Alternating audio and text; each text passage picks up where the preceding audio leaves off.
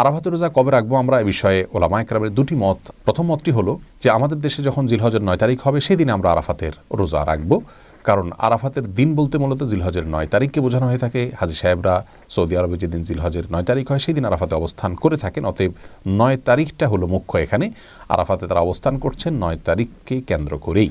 ইয়ামে আরাফা বলা হয় পৃথিবীর যে প্রান্তে আছেন সে প্রান্তে যেদিন জিলহজের 9 তারিখ হবে সেই দিনকে। আরেকটি মত হলো যে হাজী সাহেবরা যেদিন আরাফাতে অবস্থান করছেন সেই দিনটাতে রোজা রাখাই হলো আরাফাতের রোজা, এবং সেই দিনটি আমাদের দেশে জিলহজের 8 তারিখ হয়ে থাকে। এই জন্য অনেক উলামা ইকরাম জিলহজের 8 তারিখে রোজা রাখার কথা বলেন হাজী সাহেবদের আরাফাতের অবস্থানের দিকে লক্ষ্য করে, কারণ হাদিসের ভাষ্য হলো আরাফাতের দিনের রোজা।